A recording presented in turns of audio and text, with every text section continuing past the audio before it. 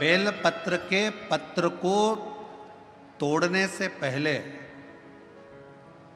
एक नियम है कि बेलपत्र के पत्र को वृक्ष से जब तोड़ा जाता है तो सबसे पहले उसको मंत्र दिया जाता है। क्या कहा जाता है? ओम नमः शिवाय। बेलपत्र के पत्र को पेड़ पे से जब तोड़ा जाता है तो ओम नमः शिवाय का नाद किया जाता है। और बेलपत्र के पत्र में, इसमें तो वो नहीं है गूठी, बेलपत्र का जब पत्ता टूटता है तो यहाँ एक गूठी आ जाती है। देखा है आप लोगों ने? जम के तो बोलो, देखा है?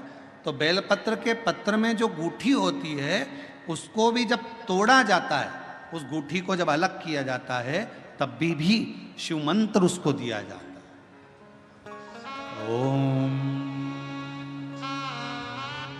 नमः शिवाय, ओम नमः शिवाय, ओम नमः शिवाय। वृक्ष पे से पत्ते को तोड़ा तो मंत्र दिया, गूठी को तोड़ा तो मंत्र दिया, और बेलपत्र के पत्ते को जब तोड़ा जाता है, मंत्र पत्ते को तोड़ने से पहले मंत्र प्रदान किया जाता है, और जब तोड़ा जाता है तो कहा जाता है, हे माँ पार्वती, हे माँ गोरा, चलो तुम्हें शिवजी ने बुलाया है मेरे कल्याण के लिए। माँ, आपको शंकर जी ने याद किया है, मेरे ऊपर बहुत दुख है माँ, कल्याण करिए, चलिए मेरे दुख को समाप्त करो, निमंत्रण दो।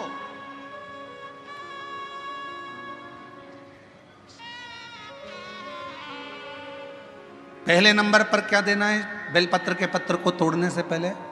जम के बोलो, मंत्र। दूसरे नंबर पर क्या देना है बेलपत्र के पत्र को चलने का? जम के बोलो, निमंत्रण। मां पार्वती जी से कहो, हे मां गोरा, हे मां पार्वती, हे मां चलिए, आपको शिव जी ने याद किया है। मां, हे मां पार्वती, हे मां गोरा, मेरे कल्याण के लिए, मेरे दुख को दूर करने के लिए, मेरी तकलीफों को हरने के लिए, हे मां गोरा, मेरे कष्ट को समाप्त करने के लिए, माँ गोरा, मेरा भंडार भरने के लिए आपको शिव जी ने याद किया है, निमंत्रण दो।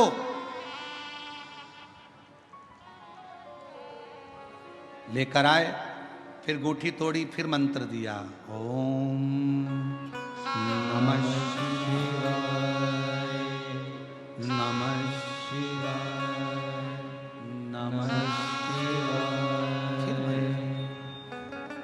अब गुरुजी ने पूछा कि तुमने मंत्र दिया? नहीं। तुमने निमंत्रण दिया? नहीं। तो फिर तुम्हें क्या हक है कि बेलपत्र का पत्र तोड़ो? शिव महापुराण की कथा तो कितनी बड़ी बात कहती है, बेलपत्र के पत्र को सीधे पेड़ में से तोड़ कर लेकर आना चाहिए। बेलपत्र की डंडी, कई माताओं की, कई भाइयों की आदत थी, बड़ी सी डंडी होती है, उसको वहां से काट लिया, तोड़ लिया, पूरी की पूरी डंडी तोड़ कर लिया है, फिर घर पर आकर उसमें से पत्तियां तोड़ ली, जो डंडी थी उसको पटक दिया। ना ना ना, ये गलत है, ये गलत है। वृक्ष से पत्तों को निमंत्रण देकर फिर तोड़ा जाता है, और फिर लेकर आकर दूठी तोड़ते समय भी शिव मंत्र को दिया जाता। कुछ नियम है बेलपत्र के भी, उसको धारण करना चाहिए। कुछ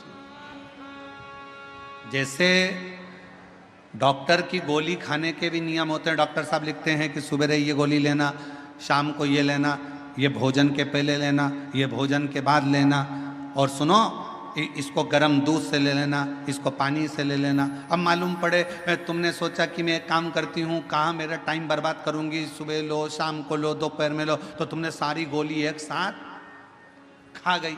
और फिर डॉक्टर के पास गई, डॉक्टर साहब मेरे को तो आराम ही नहीं लग रहा, मैंने 3 बार 15 दिन से गोली खा रही हूँ, 10 दिन से गोली खा रही हूँ। डॉक्टर साहब ने पूछा, गोली खा रही हो तो क्या तुमने नियम धारण करा? हाँ। क्या क्या नियम धारण करा? सुबह की गोली सुबह खाई, भूखे पेट की भूखे पेट खाई, भोजन के बाद की भोजन के बाद खाई? नहीं नहीं नहीं, मेरे पास समय नहीं रहता, इसलिए सारी की सारी एक साथ खा गई। डॉक्टर ने कहा इसीलिए तो दवाई असर नहीं कर रही है, दवाई खाने का भी तरीका होता है। आवाज सेट नहीं है भाई, दवाई खाने का भी तरीका होता है।